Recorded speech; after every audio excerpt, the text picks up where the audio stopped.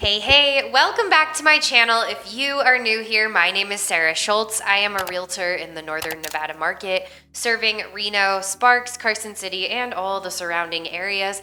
And on today's video, I'm going to tell you what are, in my opinion, the most annoying things about living in Reno. But spoiler alert, my clickbait worked if you're here. I actually love Reno and I love living here. So this will give you an idea of some things to be on the lookout for, but you should know deeply in my heart that I love this city.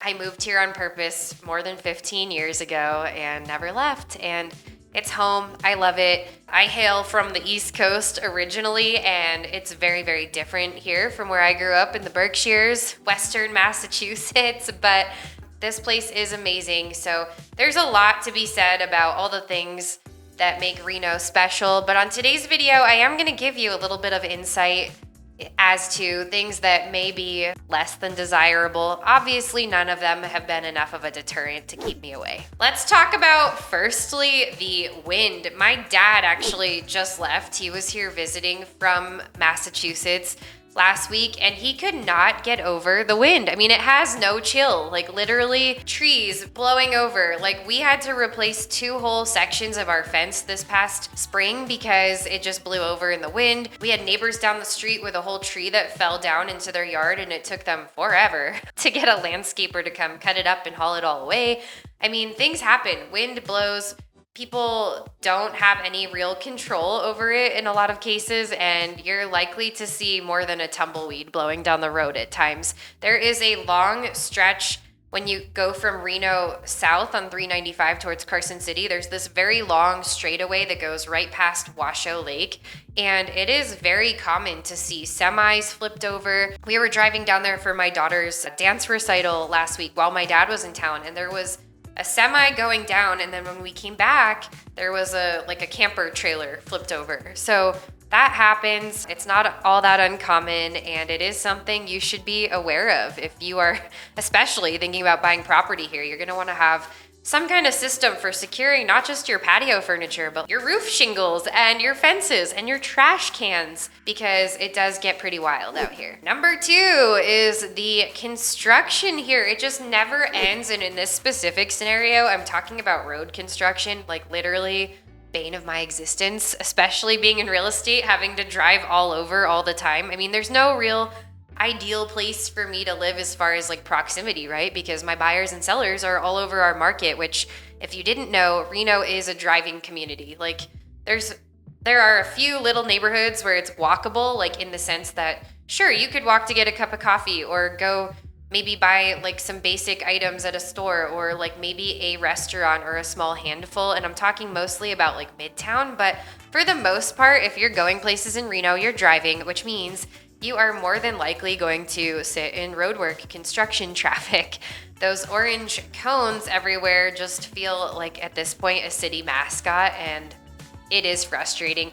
I do think it is a testament to how rapidly this city is developing. We are seeing so much growth economically and in many other ways.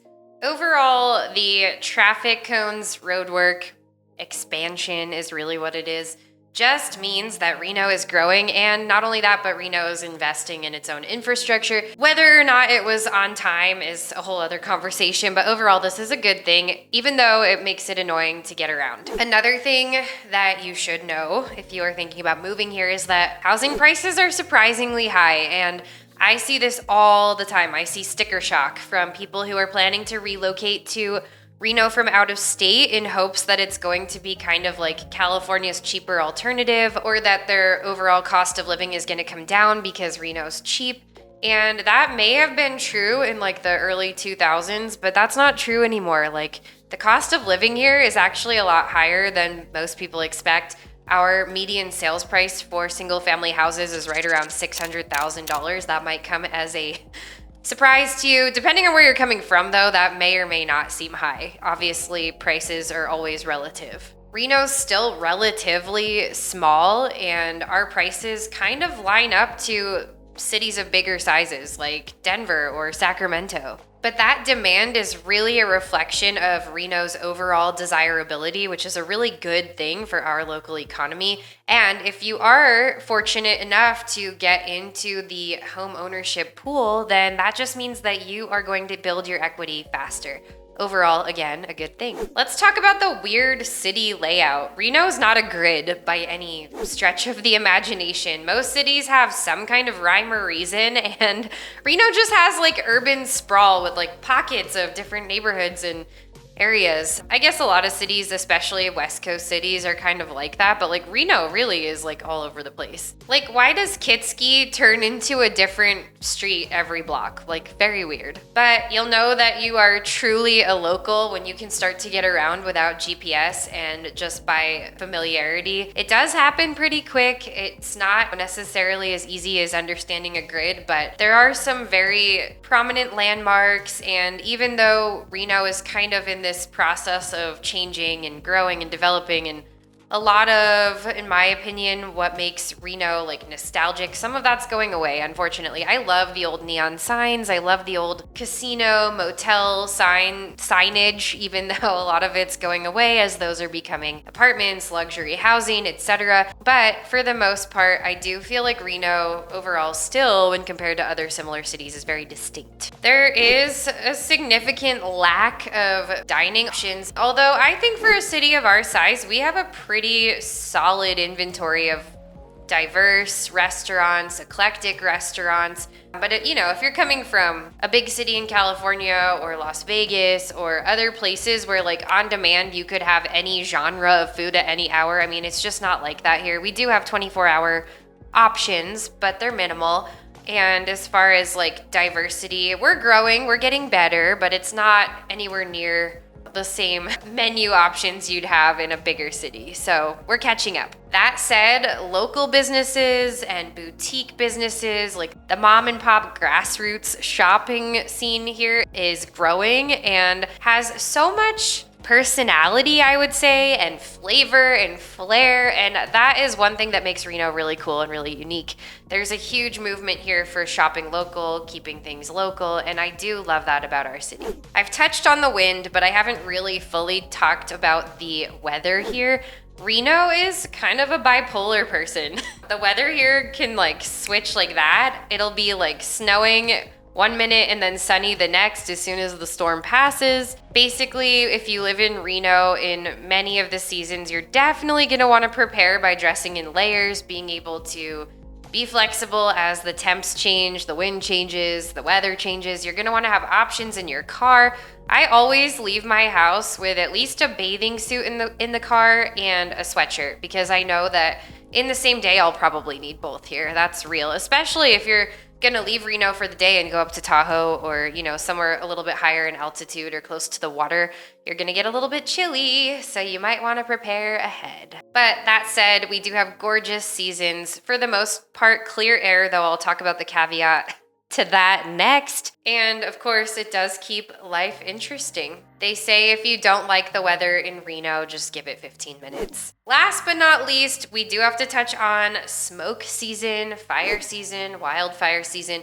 That is a real thing here. It's a reality of life. If you are a person who suffers from asthma, or your kids do, altitude is already a challenge for you as far as breathing. You're really going to want to take into account that in most years there's at least one. We have wildfires here. We live in, statistically, I just learned this, the driest state in the nation. I don't know how they even measure that or what they compare it to, but apparently Nevada is the driest state in the nation. We have wildfires here. We are right next door to Tahoe, which is thick, lush forests. Unfortunately, with the dry climate, those forests sometimes do catch on fire. It can be scary. The cost of homeowners insurance has increased in many parts of our market. I mean, these are realities. Some years it's like, wow, our whole summer was pretty much shot by smoke and we had to stay inside. Other years you might just get one or two, or maybe the fire is far enough away. We're right on the border of California. Maybe it's over there somewhere and the wind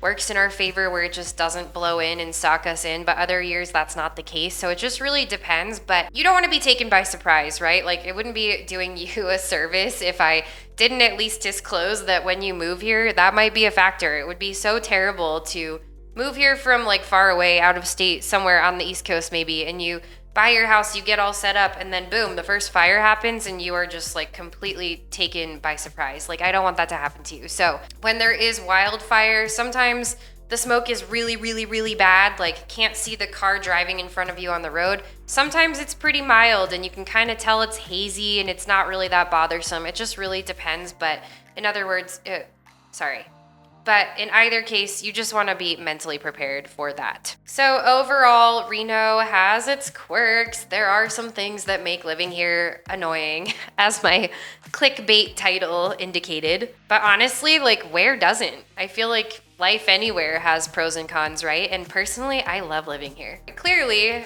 as demonstrated by having not ever moved away in the past 15 years, I'll take it, because Reno is an amazing, amazing place to call home. And even with all of its quirks and shortcomings, it is such an awesome city to live in. All right, what questions do you have about life in Reno or real estate in general? I'm your girl. I would be super happy to hop on a call with you. It's no obligation, no pressure.